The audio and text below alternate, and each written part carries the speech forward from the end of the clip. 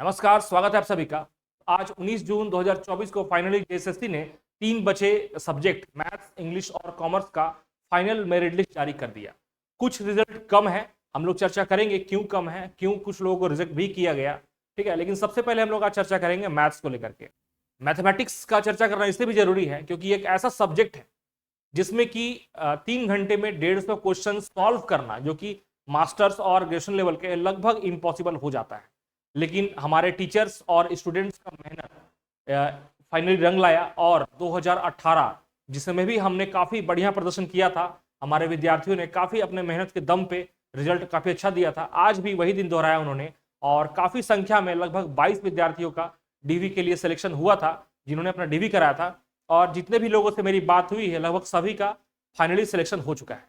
उनको सबसे पहले मेरी तरफ से और जो बाकी टीचर्स हैं उनके तरफ से उनको बहुत बहुत शुभकामनाएं, बहुत बहुत बधाई। उनकी आगे का जो जीवन है वो उज्जवल उज्जवल रहे, ठीक है, और वो अपने करियर को खूब आगे बढ़ाए। ठीक है, हम लोग देखते हैं सबसे पहले कि आज 19 जून, अभी कुछ ही देर पहले ये रिजल्ट अनाउंस किया गया है। इसमें ध्यान रखिएगा, बहुत सारी इंपॉर्टेंट बात हम लोग करने वाले हैं यहाँ पर, जिसमें कुछ ये भी इंपॉर्टेंट है कि क्यों कुछ लोगों को रिजेक्ट किया जा रहा है। कुछ लोगों का सवाल है, ठीक है, उसका हम क्लियर जवाब देंगे, आप लोग को जवाब मिल जाएगा। सेकेंड लिस्ट आने का संभावना है तो कब आएगा? आप जब रिजल्ट एनालिसिस किए होंगे तो ये भी पाए होंगे कि कुछ कुछ कैटेगरी में सीट कम है लेकिन रिजल्ट ज्यादा दे दिया है, तो उसका भी चर्चा करेंगे हम लोग। हालांकि सब कुछ पीडीएफ मेंशन है, आप अच्छे से रीड कीजिएगा पीडीएफ को तो आपको उसका सवालों का जवाब मिल जाएगा। ठीक है, फिर भी हम कोशिश करेंगे आपके सवाल का जवाब देने का। उसके बाद बात करेंगे ज्वाइनिंग डेट होने की संभावना कब है, ठीक है, पोस्टिंग आपको क्या मिल सकता है, सैलरीज में क्या होता है, प्रमोशन का क्या स्कोप है, ये सब तो बात की बातें। ठीक है, सबसे पहले देखें हम लोग, अभी 19 जून को आज ये रिजल्ट आया है। ठीक है, सबसे पहले ये वाणिज्य है, सीधी भर्ती। सीधी भर्ती का तात्पर्य है कि जो बैकलॉग सीट नहीं था, बैकलॉग का मतलब ये होता है कि वैसे सीट जो कि पिछली बहाली में कहीं ना कहीं छूट गया था किसी खास कैटेगरी का, उनको आने वाले जो बहाली होता है उनके लिए सुरक्षित रखा जाता है और उनकी बहाली की जाती है। ठीक है, और जो फ्रेश होता है वो कहलाता है सीधी भर्ती, और ये नियमित रिक्ति है, नियमित रिक्ति सीधी भर्ती। ठीक है, यहाँ पे अनारक्षित है यूआर कैटेगरी, ये अनुसूचित जनजाति, ये अनुजाति, ये BC1, ठीक है, ये BC2 और आर्थिक रूप से कमजोर, ये नया है EWS जिसके लिए 10% का आरक्षण किया गया है। ठीक है, और ये सीधी भर्ती बैकलॉग की बात है जिसकी चर्चा मैं कर रहा था। इसके बाद है सीमित भर्ती, जो वैसे टीचर्स जो कि ऑलरेडी वर्किंग टीचर थे, 3 साल टीजीटी शिक्षक के रूप में कार्यरत थे झारखंड सरकार में, उनके लिए 25% सीट का आरक्षण किया गया था। यहां बात एक मेंशन करूंगा कि स्पष्ट लिखा हुआ था ब्रोशर में कि अगर वो सीट उनके द्वारा नहीं भरा जाता है सीमित, क्योंकि इससे पहले होता आया था, इससे पहले जब पीजीटी की बहाली हुई थी उस समय 50% सीट रखा गया था रिजर्व सीमित के लिए, उसके बाद भी सीट बहुत सारा खाली रह जाता था। इस बार ऐसा निर्णय किया गया कि 50% को घटा के 25 कर दिया जाए, और ऐसा भी लिया गया कि अगर ये सीट खाली रह जाता है जो सीमित भर्ती है उसके द्वारा, तो उसको फुलफिल किया जाएगा जो सीधी भर्ती है उसके द्वारा। ठीक है ना, तो हम लोग यहाँ देख रहे हैं कार्यरत शिक्षक के लिए आरक्षित नियमित रिक्ति, इसमें भी नियमित थे और इसमें भी बैकलॉग आएगा। ठीक है, अब देखिए फिर आता है बारी इंग्लिश का। जो कहानी आपका कॉमर्स में था, वाणिज्य में था, वही आपका सेम इंग्लिश में है। ठीक है,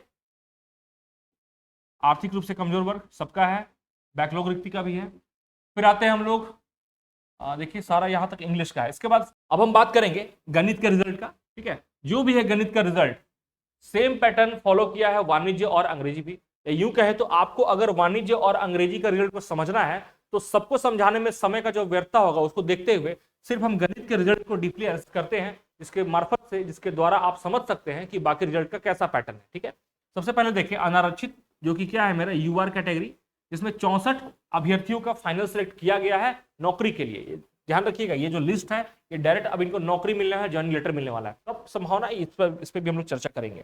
ठीक है, तो मैथमेटिक्स की बात करें तो इसमें नंबर ऑफ सीट्स थे 71। ठीक है,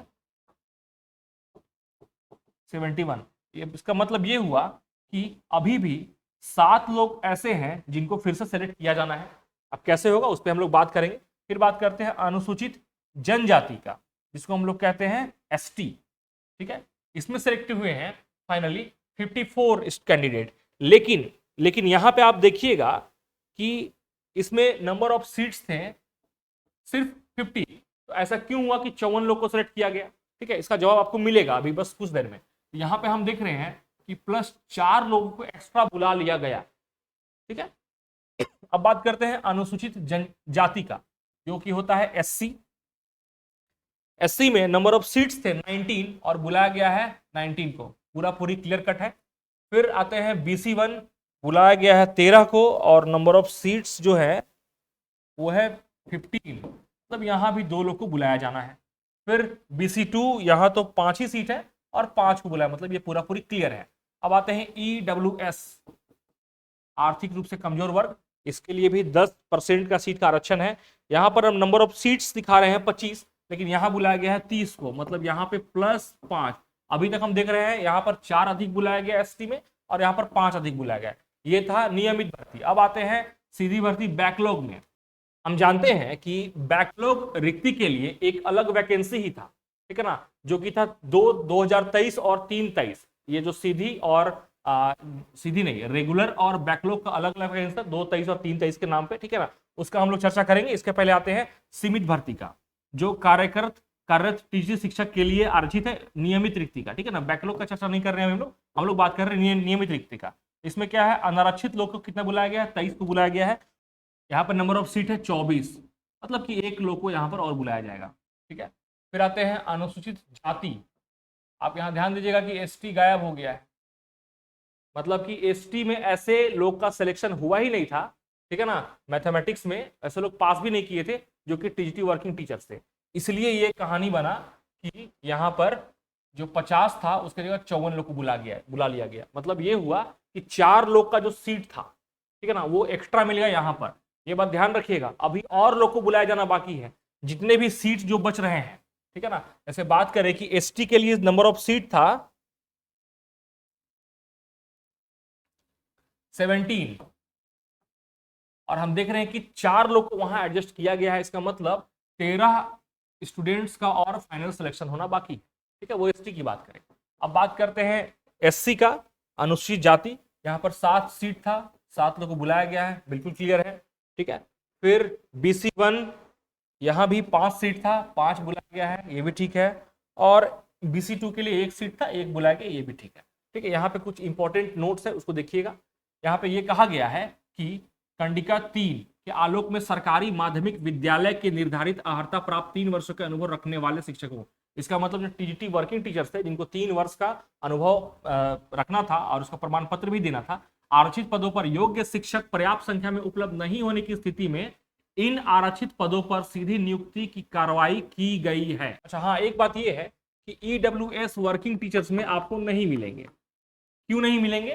क्योंकि EWS का कैटेगरी होता है कि आपका इनकम जो है वो 8 लाख से नीचे होना चाहिए, और भी कुछ होता है क्राइटेरिया, आपके पास 5 एकड़ भूमि नहीं होना चाहिए, ठीक है ना, ऐसा कुछ क्राइटेरिया होता है। तो EWS का सीट यहाँ पर रख लिया गया था वर्किंग टीचर्स के लिए, तो उस सीट को कहाँ ट्रांसफर कर दिया गया, जनरल जो बहाली था उसमें। आप यहाँ देखे होंगे कि 30 स्टूडेंट्स सीट था, सॉरी 30 लोग को बुलाया गया, लेकिन सीट कितना था मेरा, 25 था, इसका मतलब 5 लोग को यहाँ पर एक्स्ट्रा बुला लिया गया। तो ये ध्यान रखिएगा कि जो भी EWS कैटेगरी वाले हैं उनके होने की संभावना और हो जाती है जिनका 1 नंबर से छूट गया होगा। ST candidates and EWS candidates जिनका 1-2 मार्क्स से रह गया है रिजल्ट, उनका फिर से उनको डीवी में बुलाए जाने की बहुत अधिक संभावना है, इस बात को बिल्कुल ध्यान रखिएगा, ठीक है। फिर यहाँ पे ये भी मेंशन किया गया है, जैसा कि हर रिजल्ट में किया गया है, कि मनोज वर्मा के केस के हिसाब से जो भी माननीय न्यायालय द्वारा अंतिम आदेश दिया जाएगा उसके हिसाब से फलाफल क्या होगा, प्रभावित होगा, ठीक है। इस पे आपको ज्यादा फोकस नहीं करना है। स्नातकोत्तर प्रशिक्षित शिक्षक वाणिज्य अंग्रेजी गणित विज्ञान अंतर्गत अधियाचित शेष रिक्तियों के विरुद्ध परीक्षाफल का प्रकाशन अगले चरण में आयोजित की जाने वाली प्रमाण पत्रों के जांच के कार्यक्रम के पश्चात की जाएगी। बोल दिया है कि जो भी सीट बचे हुए हैं उनके लिए फिर से हम प्रमाण पत्र का कार्यक्रम का जांच का स्टार्ट करेंगे कार्यक्रम, ठीक है ना। और उसके बाद ही फिर से एक फाइनल मेरिट लिस्ट जारी किया जाएगा। उसके बाद ही, उसके उपरांत ही जो आपका अंतर्गत कोटिवार अंतिम चयनित अभ्यर्थी का प्राप्तांक सभी विषयों के परीक्षाफल प्रकाशन के उपरांत की जाएगी। मतलब जो रिजल्ट होता है, रिजल्ट का मतलब क्या होता है ना, एक कट ऑफ रहेगा। सपोज दैट मैथमेटिक्स में कट ऑफ हुआ 250 मार्क्स, तो 250 मार्क्स के साथ में ना ये एक डेट ऑफ बर्थ भी रहता है। जो अंतिम उम्मीदवार रहते हैं, एक्चुअली होता क्या है कि अगर 2 कैंडिडेट है 250 मार्क्स हालांकि नॉर्मलाइजेशन में बहुत डिफरेंस हो जाता है। तो 2 स्टूडेंट्स ऐसे हैं तो उनका जिसमें डेट ऑफ बर्थ, जिनका जो सीनियर रहेंगे डेट ऑफ बर्थ में, या यूं कहे तो जो ज्यादा बड़े रहेंगे एज में, उनको पहले प्रायोरिटी दिया जाता है। ऐसा होता है, ठीक है, ये रूल है जेएसएससी का। इसका मतलब ये हुआ कि जब भी कटअप दिया जाता है ना, तो नंबर के साथ में जो फाइनल सिलेक्टेड होते हैं उनका डेट ऑफ बर्थ भी दिया जाता है, ठीक है। इसके बाद हम लोग कुछ और इंपॉर्टेंट बातें हैं इस पर चर्चा करेंगे। सबसे पहला बात कि क्यों रिजेक्ट किया गया कुछ लोगों को, ठीक है। तो रिजेक्ट करने का कुछ कुछ रीजन है। मैं डॉक्यूमेंट वेरिफिकेशन को लेकर मैंने काफी वीडियो बनाया। जब मुझे किया गया था रिजेक्ट, तब मैंने समझा चीजों को, और मैंने बताया था लोगों को कि अप्लाइड मैथमेटिक्स वाले, जैसे कि बहुत ऐसे लोग हैं मेरे कांटेक्ट में जिनका कि अप्लाइड मैथ था, ठीक है, अप्लाइड मैथ है, या किन्हीं का प्योर मैथ है।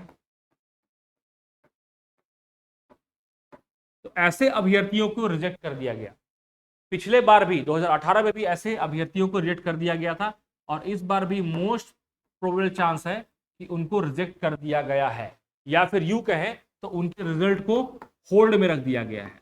तो वैसे अभ्यर्थियों को मैं सलाह देना चाहूंगा कि जेएसएससी जल्द से जल्द जा करके विजिट करें और अपनी बातों को सही तरीके से रखें, सही प्रमाण पत्र के साथ रखें। अगर संभावना 1% के भी है तो हो सकता है कि आपके जो समस्याएं हो उस पर विचार किया जाए, ठीक है, क्योंकि ये सब मामला अभी विचाराधीन है, ठीक है ना। इसके बाद कुछ और भी मिस्टेक्स थे लोगों के, जैसे कि टीजीटी वर्किंग टीचर्स में क्या था कुछ लोगों का कि वो कॉन्ट्रैक्ट पे बहाल पे थे। जो भी मैं एग्जांपल दे रहा हूं वो आप ही लोग के द्वारा, आप जो मेरे व्यूअर्स हैं, आप ही के द्वारा मुझे कॉल आता है, आपकी समस्याओं का मैं सुनता हूं, कोशिश करता हूं उसको निराकरण करने का, ठीक है ना, और उसी को आपको एग्जाम्पल के थ्रू बताता भी। तो वैसे कॉन्ट्रेक्चुअल टीचर्स जो कि 3 साल से ज्यादा से पढ़ा रहे हैं, वो भी क्या किए कि भर दिए फॉर्म, कैसे, टीजीटी वर्किंग टीचर्स पे, ठीक है। तो उनका क्या हुआ, उनको जेएसएससी ने मान लिया कि आप टीजीटी वर्किंग टीचर्स हैं, और उसी के हिसाब से एक उनको बुलाया गया डीवी के लिए। लेकिन फाइनली ये पाया गया कि वो कॉन्ट्रैक्ट में बहाली थे और उनका सर्टिफिकेट यहाँ पर मान्य नहीं है, तो उनको सीमित कर दिया गया, कहाँ तक, जो जनरल बहाली था वहां तक। इस वजह से उनको फाइनल लिस्ट में उनका नाम नहीं है, ठीक है। तो उस स्थिति में मान के चलिए उनका 100% श्योर है कि उनका जो नियुक्ति है, नियुक्ति या कहें तो उनका जो मेरिट लिस्ट में नाम आना है वो नहीं आ पाएगा, ठीक है। फायदा किनको मिलेगा, जो एक आध नंबर से या कुछ पॉइंट से भर रह गए हैं, उनको बेनिफिट यहाँ मिलेगा। हम लोग उम्मीद करेंगे जेएसएससी जल्दी ही विद इन 1 मंथ अपना सेकेंड लिस्ट भी जारी करे, ठीक है।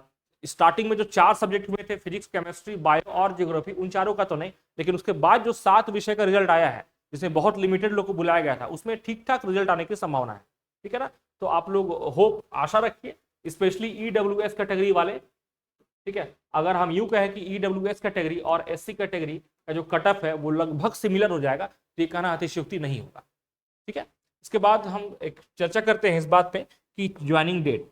तो ध्यान रखिएगा कि आपसे कहीं अधिक जल्दी सरकार को है, जितनी कौतूहल आपको है ना नौकरी पाने की, उससे अधिक ज्यादा अभी जल्दबाजी में सरकार है, गवर्नमेंट है, वो चाहेगी कि इसी मंथ, मतलब जून चल रहा है ना, आज जून, आप 19 जून है, इस महीना को कंप्लीट होने में मात्र 11 दिन शेष है। उम्मीद है कि 11 से 12 दिन के अंदर में आपको ज्वाइनिंग लेटर थमा दिया जाए, और जुलाई के फर्स्ट वीक में ही आप अपने विद्यालय में अपना योगदान दें और झारखंड सरकार में यहाँ के बच्चों को अपनी सेवा दें, ठीक है। फिर पोस्टिंग की बात करें तो पोस्टिंग, जो पिछले पोस्टिंग हुए थे 4 सब्जेक्ट पे, ऐसा पाया गया कि कोशिश किया गया था विभाग के द्वारा कि आपको आपके गृह जिला में आपका पोस्टिंग मिले, ताकि आपको समस्या बहुत कम हो। लेकिन कुछ कुछ जिला जैसे रांची में, रांची जिला के रहने वाले लोग वैसे हैं जिसमें नंबर ऑफ सीट्स कम है, लेकिन यहाँ के लोगों में सिलेक्शन ज़्यादा हो गया, ठीक है ना। तो उस स्थिति में होता क्या है कि आपको अगल बगल या कोई और जिला जाने का मौका मिले, ठीक है। लेकिन अगर आप रांची के नहीं रहने वाले हैं तो ये लगभग 99% संभावना है कि आपकी पोस्टिंग आपके गृह जिला पर हो सकती है, ठीक है। सैलरी की बात करें तो सैलरी हो गया, प्रमोशन हो गया, इसको लेकर के मैंने एक सेपरेट वीडियो बनाया हुआ है, ठीक है। इसका लिंक मैं अपने डिस्क्रिप्शन बॉक्स में दे दूंगा, उम्मीद है आपको वो हेल्पफुल होगा। तो फिर से आप जितने को सिलेक्शन हुआ है फाइनली, आपको मेरी ओर से बहुत बहुत शुभकामनाएं। आप ऐसे ही अपने लाइफ में उन्नति करते रहें और झारखंड सरकार में एक पीजीटी शिक्षक के रूप में अपना बेहतर प्रदर्शन करें।